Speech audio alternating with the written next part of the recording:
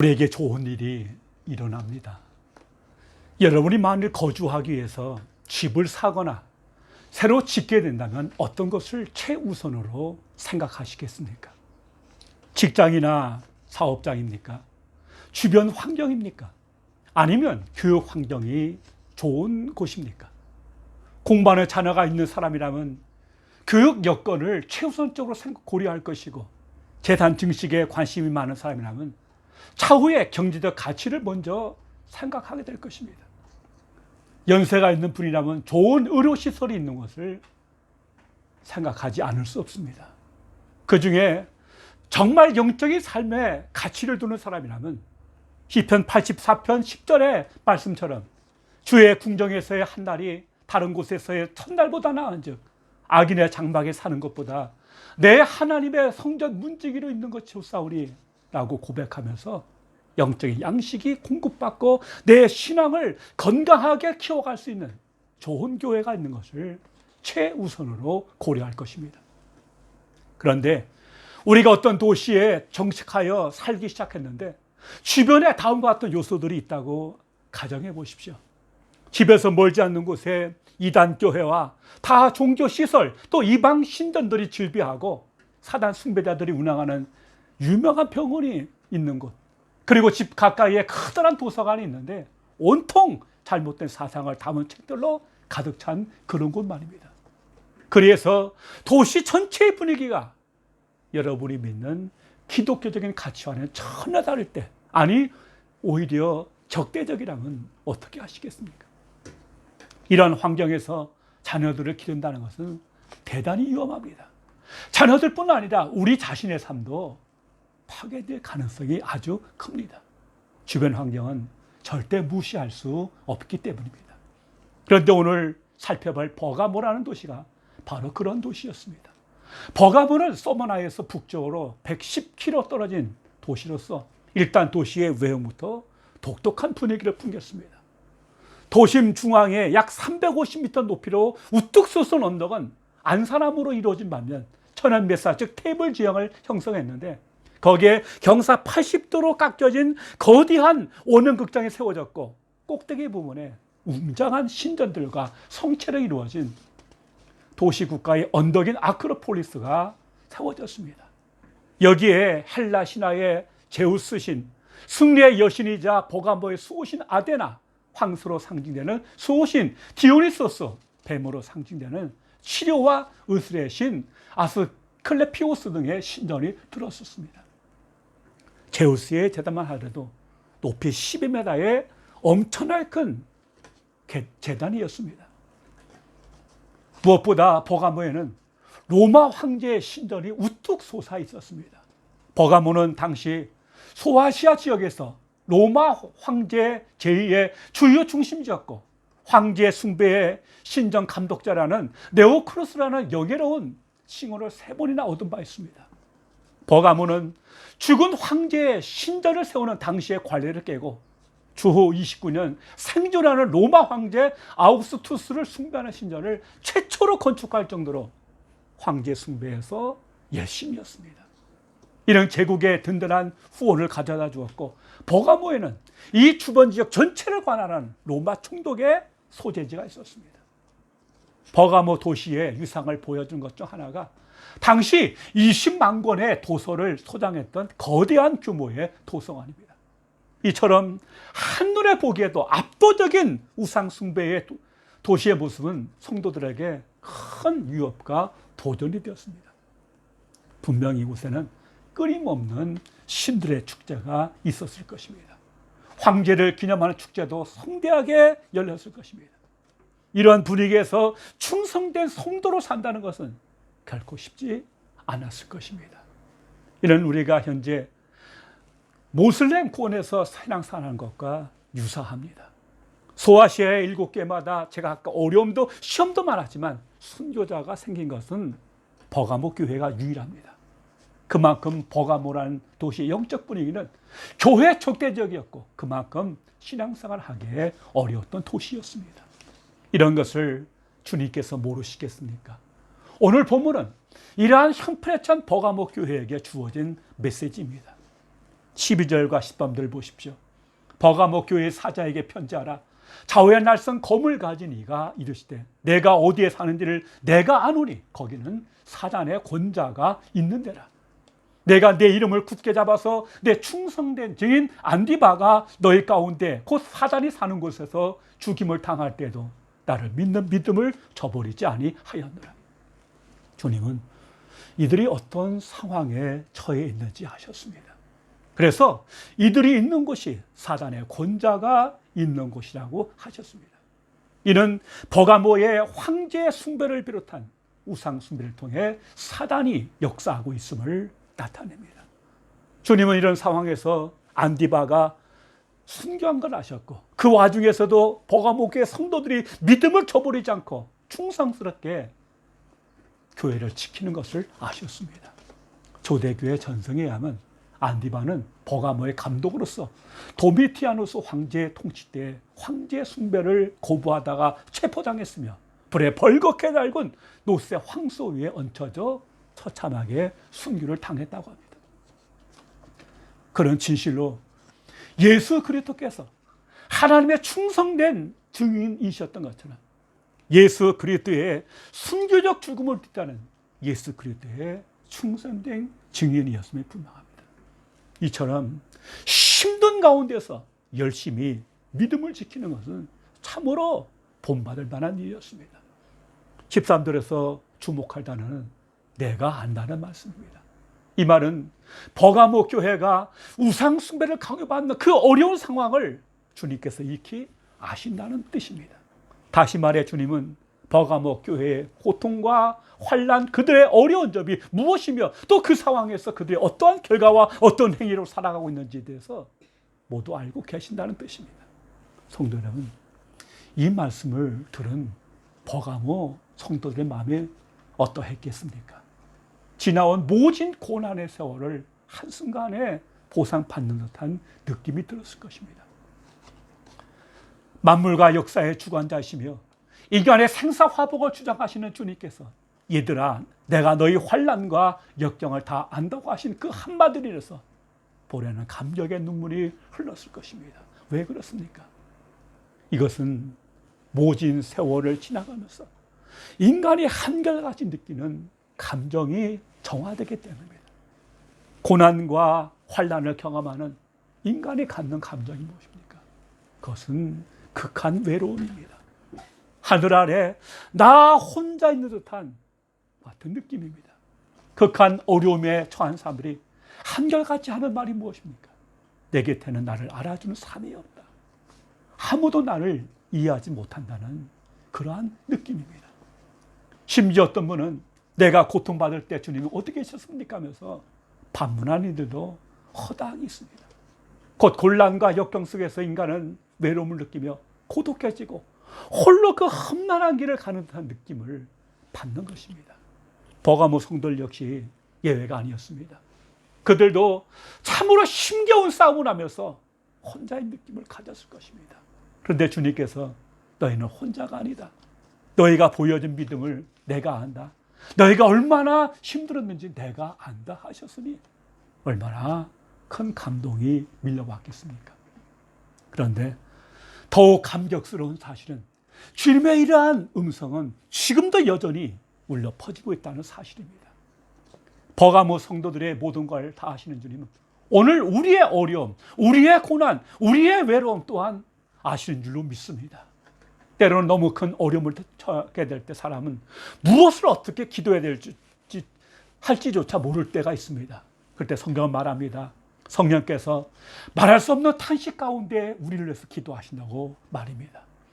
주님은 아버지와 형에게 돌이킬 수 없는 잘못을 저지르고는 정신없이 외갓집으로 도망가는 야곱에게 꿈에 나타나셨습니다.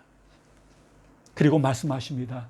내가 너와 함께 있어 내가 어디로 가든지 너를 지키며 너를 이끌어 이 땅으로 돌아오게 할지라. 내가 내게 허락한 것을 다 이루기까지 너를 떠나지 아니하리라고 하셨습니다. 그들의 안고 일어섬과 일거수일투족뿐만 아니라 마음의 생각까지 아시는 주님께서는 그들을 칭찬하셨습니다.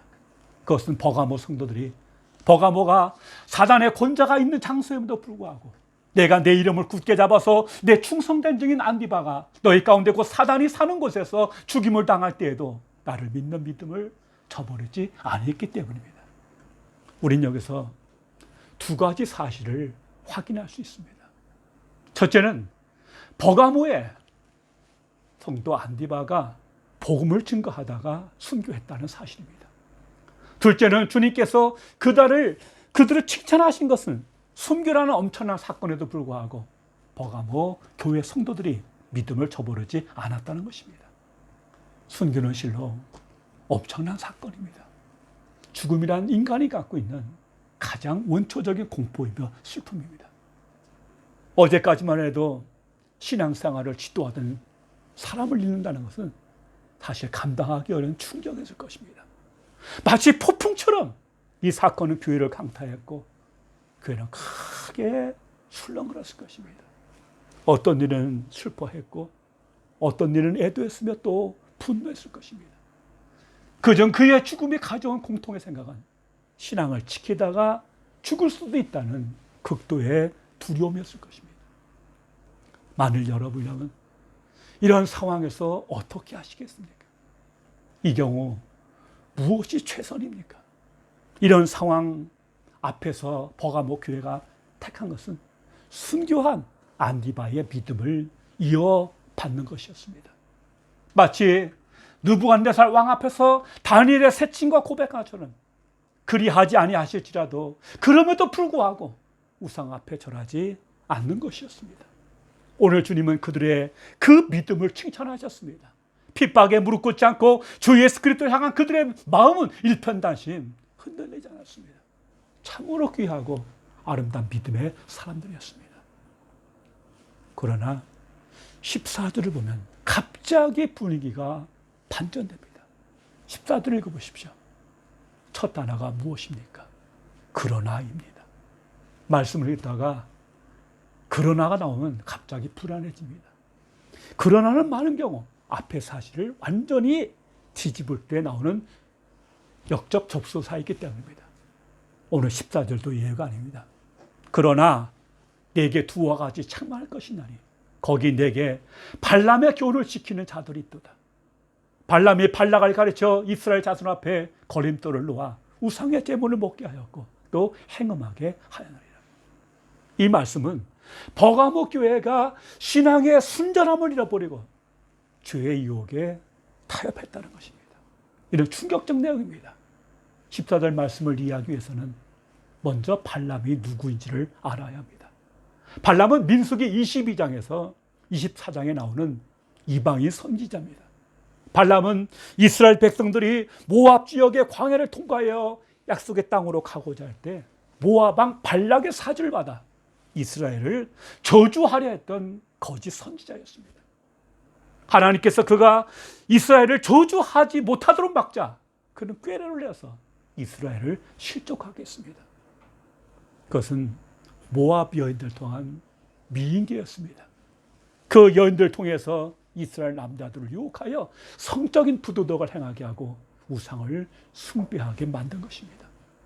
이로 인해서 이스라엘은 하나님의 심판을 받아 하루에 24,000명이 죽는 무서운 징계를 당했습니다.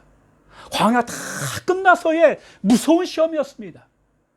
이와 똑같은 현상이 오늘 버가모 교회에서도 일어나고 있다고 주님께서 책망하신 겁니다. 그런데 좀 이상하지 않습니까?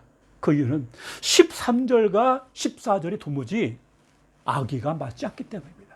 13절에서는 순교의 피를 흘렸고 그 신앙을 이어받아 주님의 칭찬을 들은 버가모 교회가 14절에서는 발람의 교훈을 따르는 자들이 있다고 주님께 책망받으리 말입니다. 뭔가 앞뒤 그림이 안 맞습니다. 도대체 무슨 일이 일어난 것일까요? 그것은 교회가 주님의 사랑을 오해한 때문입니다. 사랑이라는 미명하에 거짓된 가르침을 다 받아들인 것이 문제의 발단이었습니다. 그들은 성경이 말하는 사랑한 모든 것을 주님의 이름으로 받아들이는 것이라고, 용납하는 것이라고 생각했습니다.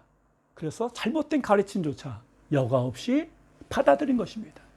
빛과 어둠이 공존할 수 없는 것처럼 참 사랑은 거짓된 교훈과 악과 결코 공존할 수 없습니다.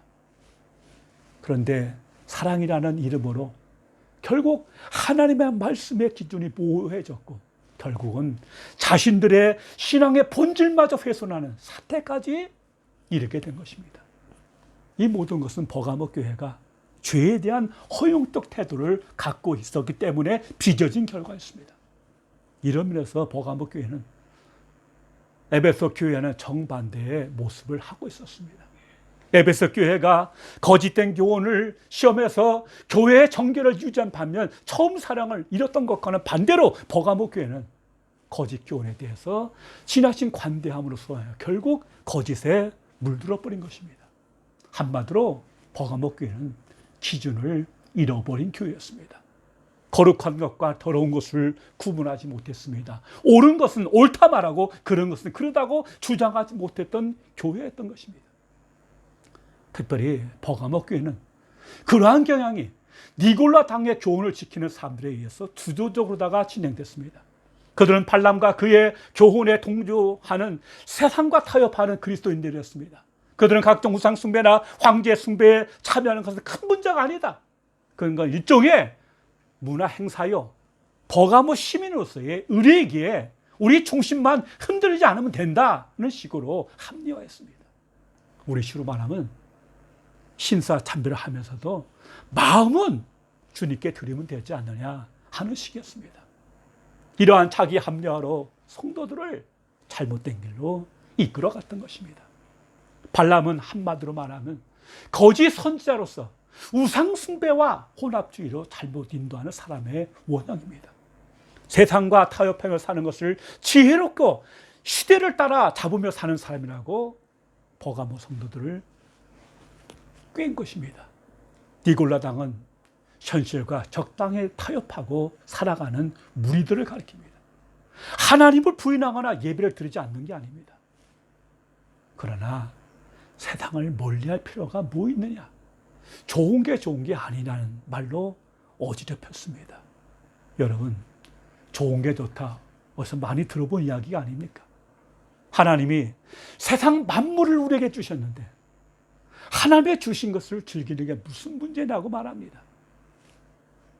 뭘 그리 신박하게 믿느냐? 그건 광신자가 하는 짓이지 신앙은 그런 게 아니다. 세상을 좀 더 지혜롭게 살아야지. 그렇게 꽉 박혀서는 안 된다. 마치 그것이 성숙한 신앙이요 자유로운 영혼이라도 되는 양 치부하면서 점차 신앙의 기준을 낮추었습니다. 이것을 신학적 용어로 세속화라고 부릅니다. 어떤 사람은 술꾼을 전도하려면 나도 술을 마셔야 한다고 주장합니다. 그 사람의 눈높이에 맞춰야 한다는 궤변입니다. 그게 소통이라는 겁니다. 그런 식으로 거룩의 기준을 모호하게 하면서 거룩의 기준을 낮춘 것, 그것이 결국 버가모 교회에 세상의 물결이 밀려오게 된 원인이었습니다. 그런 그들에게 주님이 뭐라 하십니까? 16절입니다. 그러므로 회개하라. 그리하지 아니하면 내가 네게 속히 가서 내 입의 검으로 그들과 싸우리라 하십니다. 회개하라. 돌이키라. 회개하지 않을 경우 그리스도는 이들에게 속히 가서 그의 입의 검으로 그들과 싸우실 것입니다. 그리스도께서 속히 간다는 말은 교회로 속히 오신다는 뜻입니다. 이런 마지막 때에 오신다는 말이 아니라 현 시대에 버가모 교회를 찾아오신다는 뜻입니다. 그분이 오셔서 하시는 일은 그의 입의 검으로 니골라 당의 교훈을 지키는 이들과 싸우는 것입니다. 주님의 입에서 나오는 검은 계시록 2장 12절에 나오는 좌우의 날성검과 같은 말입니다. 이는 당시 로마 군대가 사용했던 양날의 날카로운 장검을 의미합니다.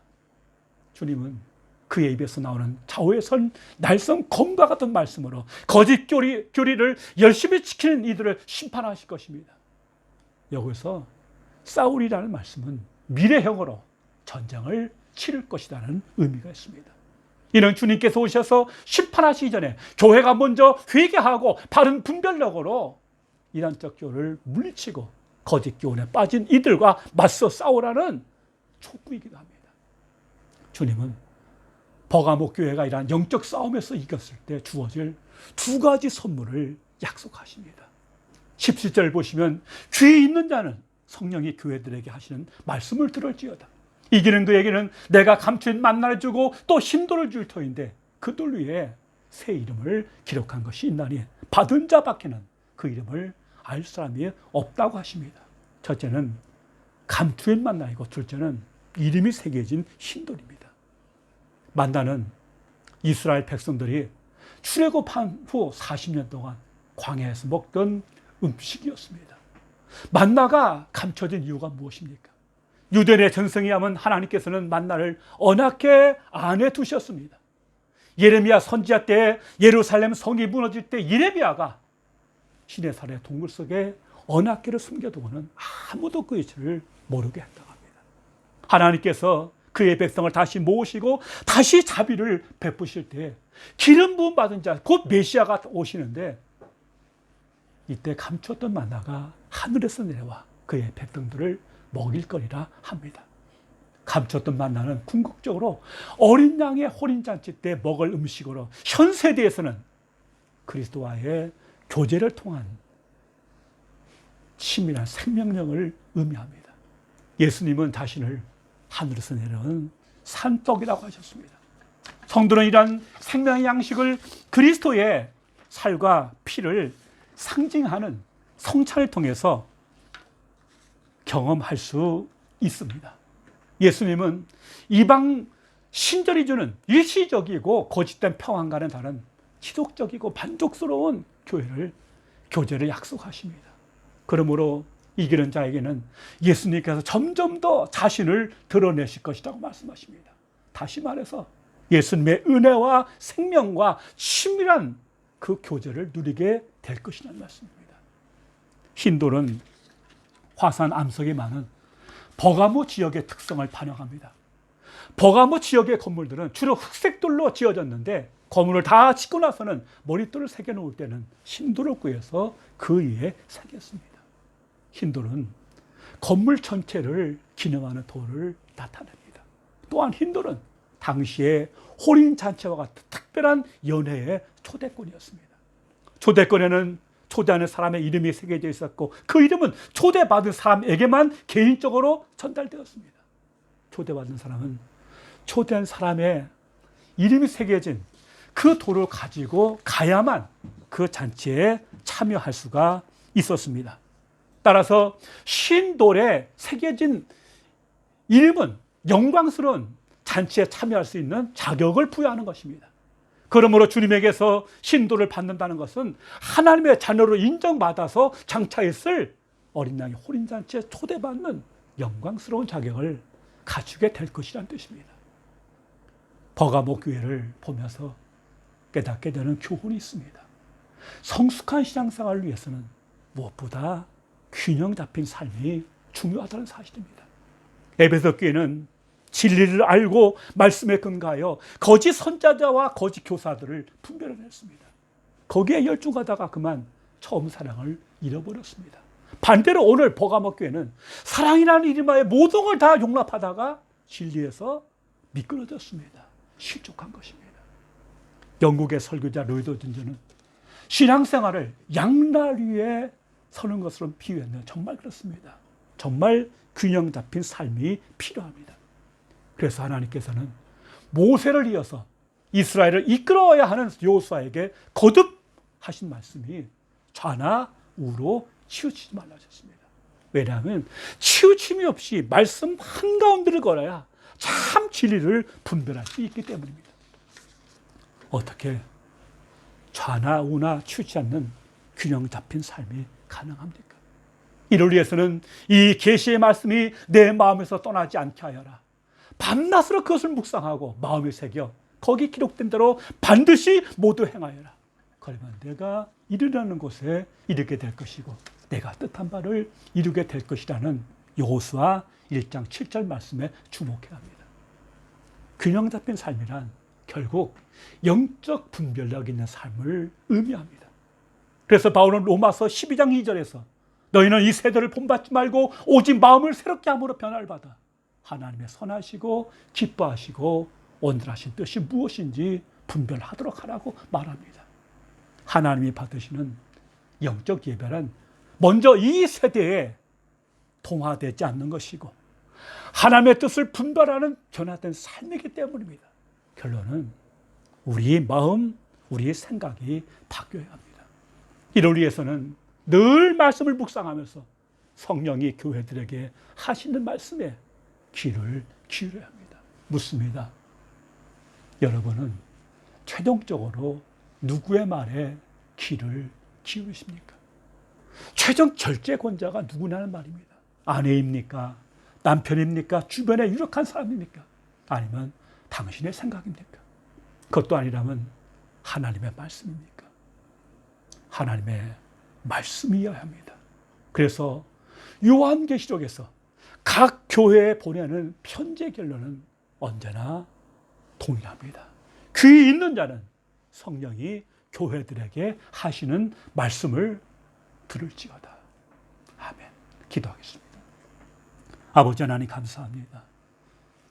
우리에게 영적 분별력을 주셔서 이 세대를 본받지 않게 하시고 주의 뜻이 무엇인지를 깨달아 그 뜻대로 행하게 하셔서 이 땅에 하나님의 영광을 드러내며 주님을 높이며 바른 진리의 길을 걸어가는 우리 모두가 될 수 있도록 도와주시고 특별히 교회가 무엇보다도 주의 말씀의 터 위에 아름답고 견고하게 세워질 수 있도록 주의 은혜를 더해 주옵소서. 우리의 눈이 열리게 하시고 무엇보다 성령께서 하시는 말씀을 듣고 거기에 순종함을 통해서 이 땅에 우리의 교회와 우리의 신앙과 삶의 모든 것이 하나님을 기쁘시게 하는 것이 될 수 있도록 복을 더해 주시옵소서. 예수님 이름으로 기도하옵나이다. 아멘.